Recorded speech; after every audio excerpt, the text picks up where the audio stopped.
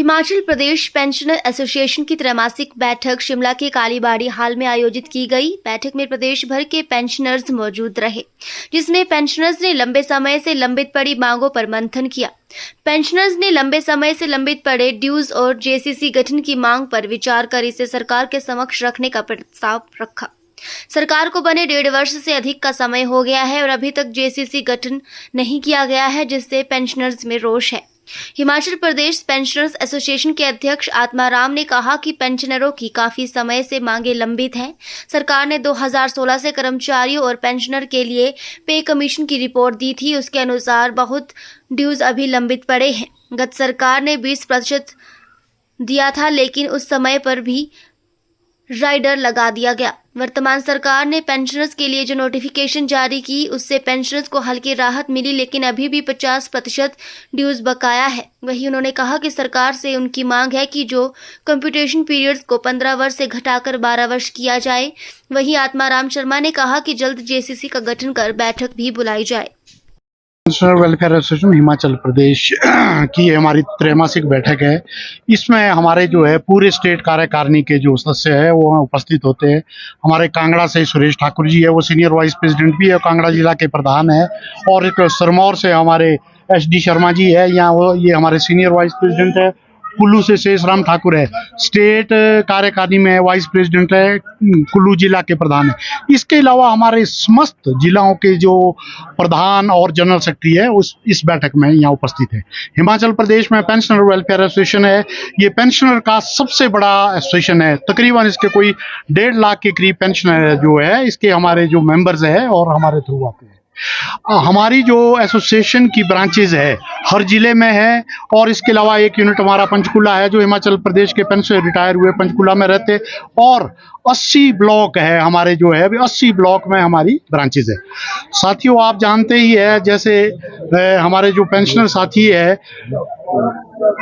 2016 से जो है पेंशनर और एम्प्लॉइज के लिए जो सरकार ने पे कमीशन की रिपोर्ट दी थी, पर उस पे कमीशन की रिपोर्ट में अभी तक हमारे बहुत सारे जो पेंशनर्स के ड्यूज है वो पेंडिंग पड़े हैं। पिछली जो सरकार थी उन्होंने सिर्फ हमारे को 20% दिया था, और उसमें भी एक राइडर था कि 50,000 मिलेगा।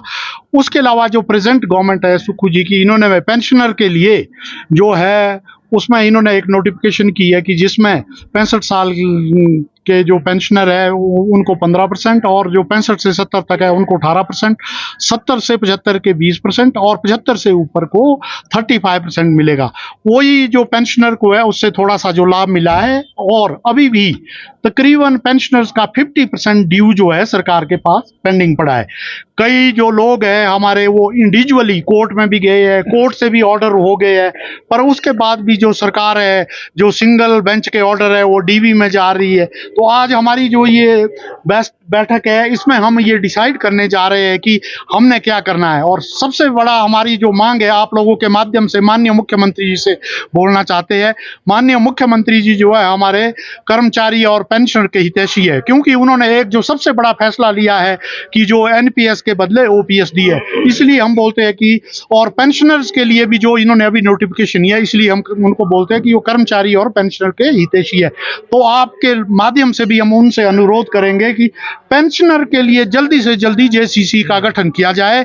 जैसे ही कोड ऑफ कंडक्ट खत्म होता है इसके बाद पेंशनर का JCC का गठन किया जाए, और JCC की जो हमारी मीटिंग होती है वो हमारे जो वर्दी चीफ सेक्रेटरी है उनके साथ होती है, सेक्रेटरी फाइनेंस और बाकी सेक्रेटरी जिसमें होते हैं, जितनी भी पेंशनर्स के मुद्दे हैं उसके ऊपर बात होती है। और इसके अलावा जो हम ये भी आपके माध्यम से बोलना चाहेंगे कि कुछ स्टेटों में बार कम्यूटेशन होती है, जो पेंशनर रिटायर होता है उसकी 40% पेंशन है हम लमसम में पहले ले लेते हैं, और सरकार ये हमारे से रिकवरी 15 साल में करती है। ये ऑर्डर तब के है जब रेट ऑफ इंटरेस्ट 12-14% होता था और इससे भी ऊपर होता था, पर आज किसी भी बैंक में जब जाइए वहाँ रेट ऑफ इंटरेस्ट 6% से ज़्यादा नहीं है। और गुजरात गवर्नमेंट ने, केरला गवर्नमेंट ने ये जो कम्यूटेशन पीरियड है, गुजरात गवर्नमेंट ने 13 साल कर दिया है, केरला में 12 साल है। इसके अलावा Punjab and Haryana high court में बहुत सारी इसमें रिटे हुई है कि कम्यूटेशन जो है 12 साल किया जाए। तो ये मेरा आप लोगों के माध्यम से ये भी हमारा सरकार से अनुरोध रहेगा कि हमारे जो हिमाचल प्रदेश के जो पेंशनर है उनका जो कम्यूटेशन पीरियड है वो 15 साल के बजाय वो भी 12 साल किया जाए। सर, जिस तरह उसके लिए हम ट्रेड यूनियन से जुड़े हुए हैं और पूरे प्रदेश के पूरे सारे पेंशनर है। उसके हम वो सोचेंगे, कोर्ट तो बाद की बात है, उससे पहले हमारी सरकार अगर हमारी ये बात नहीं मानती, पूरे प्रदेश में हमने जैसे पहले भी किया था, हम धरना प्रदर्शन कर सकते हैं और सरकार के से बात करेंगे।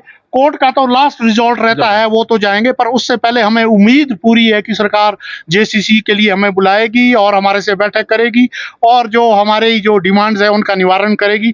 नहीं तो ट्रेड यूनियन में जो भी हमारे जो रहता है ड्यू रहता है, जो भी हमारी व्यवस्था होती है, पहले सरकार से बात करो, उसके बाद सड़कों में आओ। कोर्ट तो लास्ट रिजॉल्ट है, तो वो भी हम सोच सकते हैं, पर वो पहले हमारा प्लेटफॉर्म नहीं है। हम सरकार से बातचीत करेंगे और धरना प्रदर्शन करने में भी हम नहीं हिचकिचाएंगे। डिमांड चार्ट भी भेजा है गवर्नमेंट को, कोई टाइम बाउंड किया गया बिल्कुल, हमने से पेंडिंग है आपका एरिया। सरकार को हमने डिमांड चार्टर भेजा है और सरकार ने ऐसा है कि जो पिछली नोटिफिकेशन की है उसमें खास करके वो पेंशनर जो हमारे 70-75 साल से ऊपर है उनको 1.5 और 2 लाख मिला भी है। जो पिछली नोटिफिकेशन ही हुई तभी तो बोलो उससे बेनिफिट हुआ, पर ये जो ड्यू था हमारे को, ये पिछली गवर्नमेंट से लेकर था। होना तो ये चीज था जो हमारी पिछली गवर्नमेंट थी वो अगर 2-3 किस्तों में भी दे देती तो आज ये नौबत नहीं आते, पर पिछली गवर्नमेंट ने तो हमारे को डीए भी नहीं दिया था। जो 22 की बात मैं कर रहा हूं, 22 जनवरी और 22 जुलाई का डीए वो भी ड्यू था, पर इस गवर्नमेंट ने वो डीए दे दिया है। पर अभी हमारा डीए जो है 12% ड्यू है और 4% अभी यूनियन गवर्नमेंट कभी भी घोषणा कर सकती है। 16% तो डीए ही ड्यू होगा, पर जो ये जो पैसा है ये हमारा पेंशनर का तकरीबन 5,000 करोड़ के करीब पेंडिंग है, जो पिछली गवर्नमेंट के टाइम से लेकर पेंडिंग पड़ा है। जो ये आपने बोला ये बिल्कुल सही बात है। ये तभी तो हम आज आपके माध्यम से भी माननीय मुख्यमंत्री से अनुरोध कर रहे हैं और उनसे अपील कर रहे हैं कि जेसीसी का गठन किया जाए। और जेसीसी ही एक ऐसा प्लेटफॉर्म है जिसमें सारे पेंशनर के जो मुद्दे हैं टेबल पे बैठ के बात होती है। एक तरफ हमारे पेंशनर के प्रतिनिधि होते हैं और दूसरी तरफ सरकार होती है, चीफ सेक्रेटरी के साथ ये होती है, उसी में हम ये बात कर सकते हैं। इसीलिए तो हम बोल रहे हैं जल्दी से जल्दी सरकार से हमारा अनुरोध है कि जेसीसी का गठन किया जाए।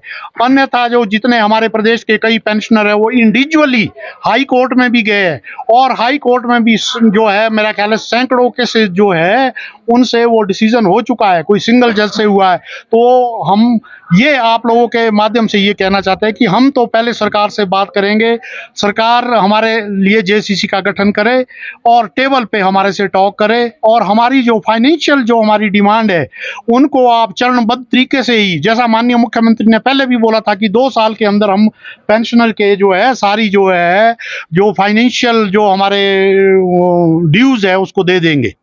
अगर नहीं होती मांगे क्या आप